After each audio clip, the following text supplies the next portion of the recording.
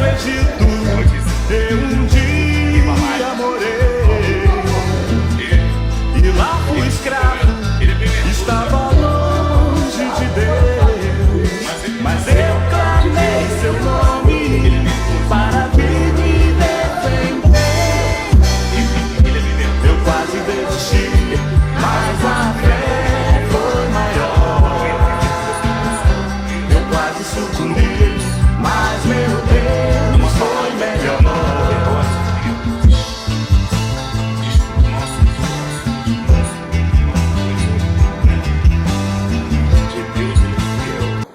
Então, aqui, vou abrir aqui, ó, em Lucas, o Cântico de Maria, capítulo 1, versículo 46. Disse então Maria: a minha alma engrandece ao Senhor, e o meu espírito se alegra em Deus, meu Salvador, porque atentou na baixeza de sua serva.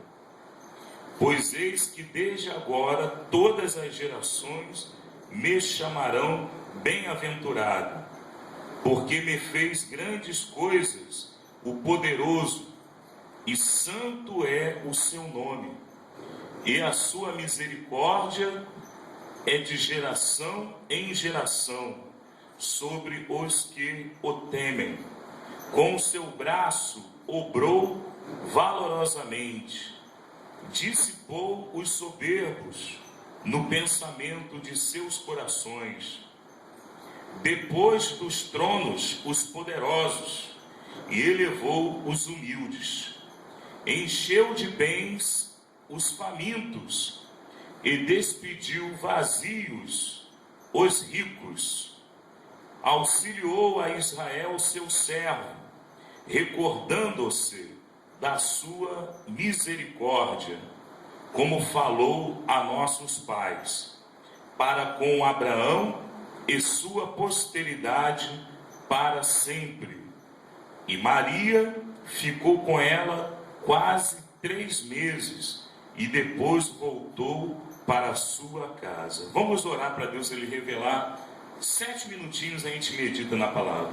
Vamos orar. Senhor meu Deus e meu Pai, Pai do nosso Senhor e Salvador Jesus Cristo, Senhor, fala conosco, tua presença, Senhor, para fazer a tua vontade a cada dia, a cada passo que nós damos, Senhor, seja para a glória de Deus, seja para a exaltação do teu nome, Senhor, em nome de Jesus, amém. Podemos assentar, amém? Pode bater as palminhas para Jesus, aleluia. Aqui nós vemos, irmão Paulo, o Cântico de Maria.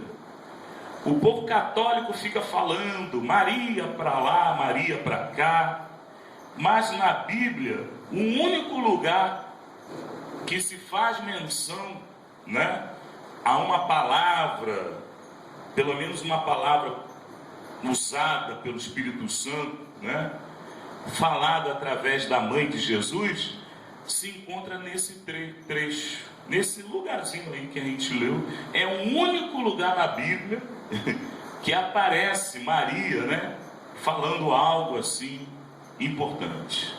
E quando ela abre a boca, ela glorifica a Deus e a chuva, pela natureza de Deus. É chuva? Qualquer coisa tem um guarda-chuva aqui, tá? A natureza de Deus. A natureza de Deus é para ser louvada. A natureza de Deus nós devemos reconhecer como sendo a maior autoridade. Nós devemos dar glória a Deus sempre. E Maria, a mãe de Jesus, ela também deu glória a Deus.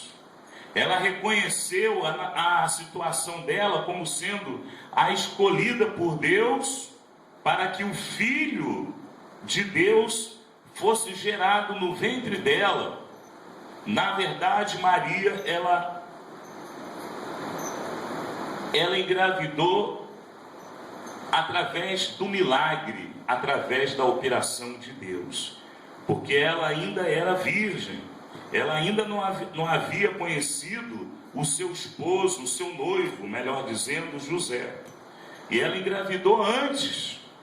Então muitas pessoas falavam coisas a respeito de Maria, ao ponto de José, que era o esposo dela, ficar até mesmo numa situação difícil. Porque José, ele confiava em Maria. O casal deve ter um nível de confiança para que o diabo não venha se aproveitar do ciúme, daquela dúvida se o companheiro, a companheira é fiel. O diabo muitas vezes ele se aproveita dessa dúvida e coloca no meio do casal a briga e a contenda. Mas não foi isso que aconteceu entre Maria e José. A Bíblia diz que José confiava em Maria. E Maria, quando ela percebeu que ela estava grávida, quando o anjo Gabriel veio anunciar para Maria: olha Maria, aquilo que está no seu ventre foi gerado pelo Espírito Santo. Salve a agraciada. E Maria ouvia as palavras do anjo Gabriel, dizendo que no ventre dela haveria de nascer o próprio Filho de Deus em carne, o prometido, aquele que os profetas já anunciavam desde a antiguidade. E Maria, sendo uma mulher judia, desde criança, desde pequenininha, ela ouvia a palavra de Deus, ela sabia que o Messias haveria de vir para a terra para libertar os escolhidos. Ela sabia de tudo isso, mas ela jamais poderia imaginar que ela seria usada nesse contexto. Ela jamais poderia imaginar que Deus, o Pai do Senhor Edson, Lucas capítulo 1, versículo 46. E ali nós vemos Maria grávida por divina vontade de Deus e do Espírito Santo. E ali ela glorificou a Deus. Ela dizia: a minha alma engrandece ao Senhor. Olha a diferença do culto de Maria, né, diante de Deus, e o culto que as pessoas da Igreja Católica fazem a Maria. Olha a diferença. Enquanto Maria estava adorando a Deus, o povo católico está adorando Maria. Eles inverteram a ordem natural das coisas. Maria, ela sabia que Deus havia usado de misericórdia. Nós vemos aqui, no versículo 48, ela mesmo dizendo com a sua própria voz, né? Porque atentou na baixeza de sua serva. Ela reconheceu que ela não era merecedora de tal honra, mas o Deus Pai, Ele teve misericórdia. E Ele viu, mesmo na situação de pecadora, como todos nós somos pecadores, mas Deus, vendo a situação de pecadora arrependida, Deus Ele usou de misericórdia. Porque atentou na baixeza de sua serva, pois eis que desde agora todas as gerações me chamarão bem-aventurada. Bem-aventurada quer dizer feliz. A pessoa que recebe a Jesus Cristo é uma pessoa feliz. Agora imagine uma mulher que ela teve a honra de, no próprio ventre dela, ela engravidar do Senhor, e através dela, Jesus Cristo, Ele se revelar para a humanidade, através daquela mulher, a mãe de Jesus. Imagina a alegria que ela sentiu, imagina a honra que ela recebeu. E ela glorificou a Deus, ela reconheceu a misericórdia de Deus.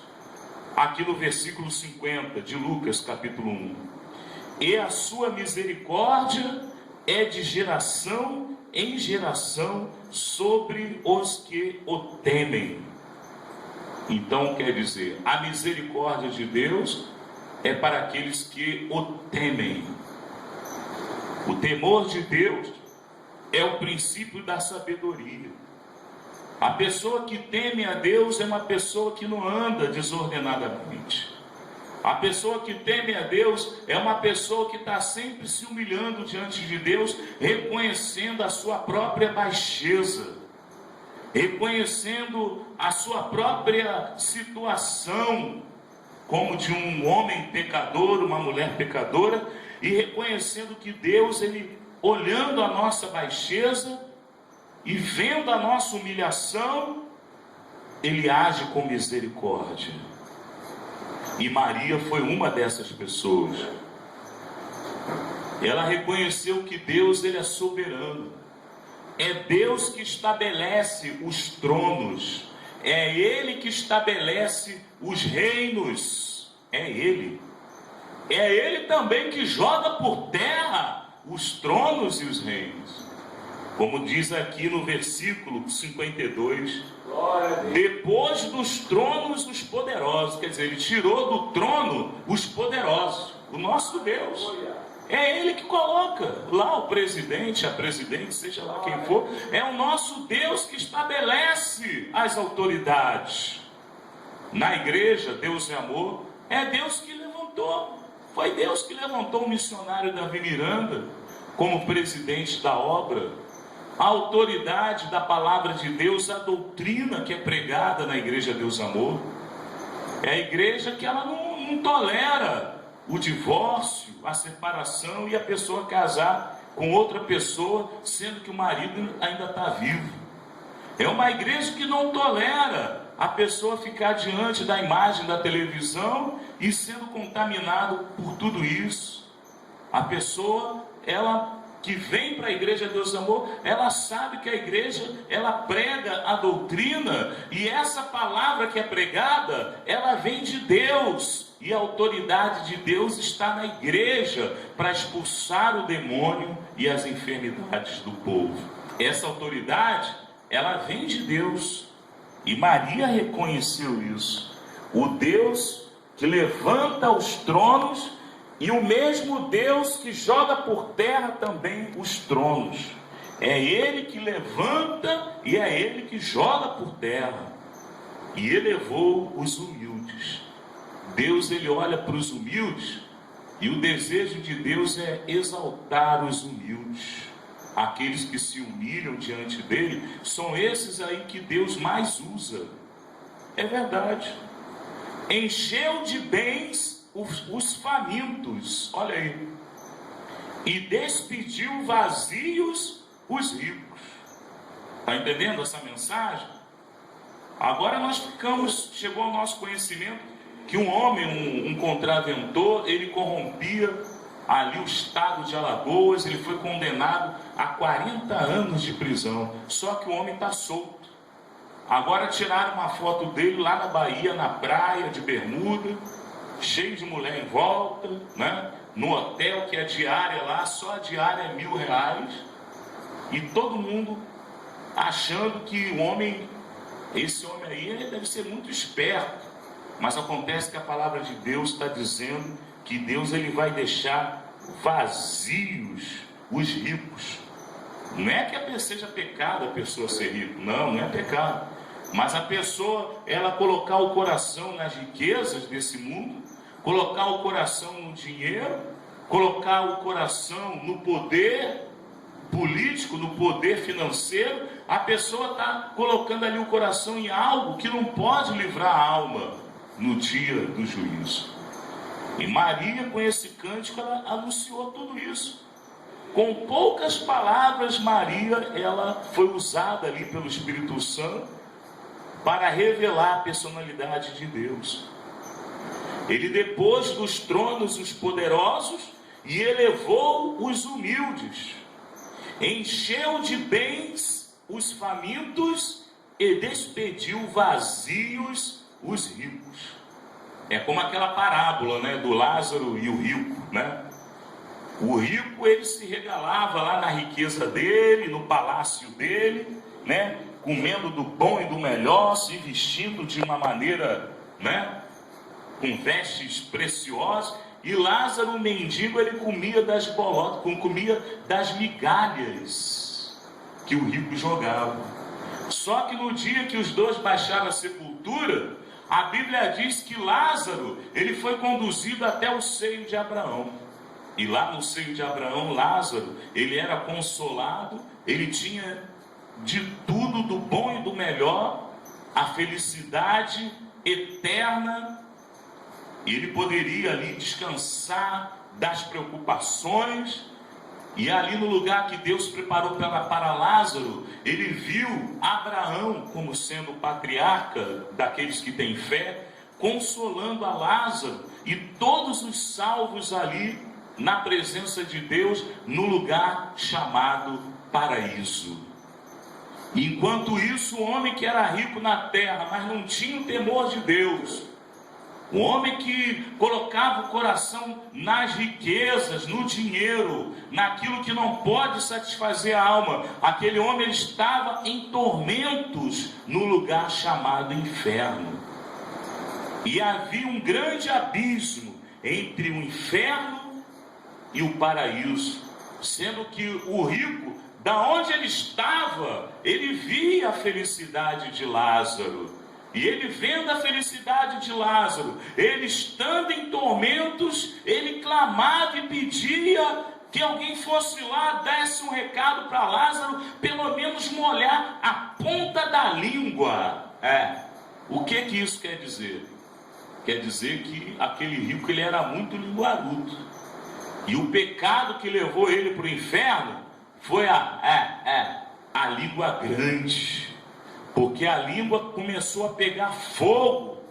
E o rico, ele clamava em tormento: pede para Lázaro pelo menos colocar, pelo menos molhar a minha língua com a água do paraíso.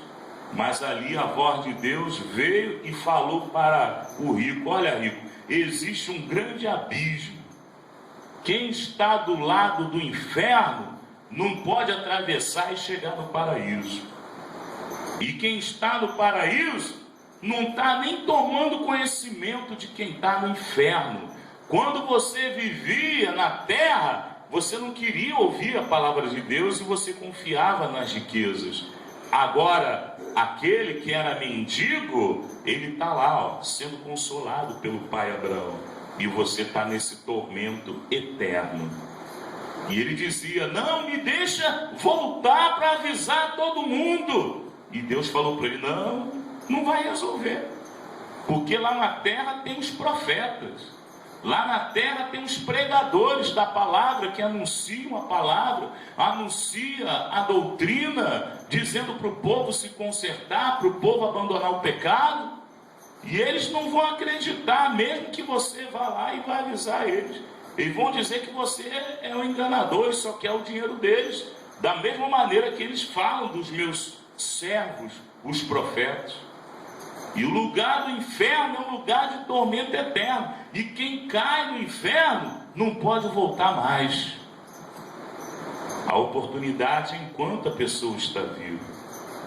E Maria, ela anunciou nesse cântico: encheu de bens os famintos. Ali no caso era o Lázaro, que era o faminto.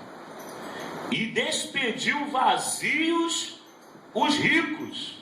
Quer dizer, o homem que era rico, ele, por não ter o temor de Deus, ele foi cair lá no lago do inferno, lá no lugar de tormento. E Lázaro estava lá no lugar de delícias, na presença de todos aqueles que também foram salvos junto com ele. E um lugar onde tem do bom e do melhor, coisa que a nossa mente ela nem imagina lá vai ter. Coisa que aqui na terra parece bom, lá no céu não tem comparação. Auxiliou a Israel seu servo, recordando-se da sua misericórdia. Irmãos, a mensagem, a gente poderia até esticar a mensagem, Mas não há necessidade da gente esticar a mensagem, porque Deus ele tem falado, ele tem tocado nessa mesma tecla. Ele tem sempre nos anunciado a salvação, tem sempre nos anunciado o paraíso, o lugar que já está preparado. Ele não vai preparar não, ele já preparou para os salvos. Nós devemos nos alegrar porque nós fomos escolhidos. Deus ele nos chamou. Se nós estamos aqui hoje na igreja, foi porque o próprio Espírito Santo nos trouxe. Ele colocou no nosso coração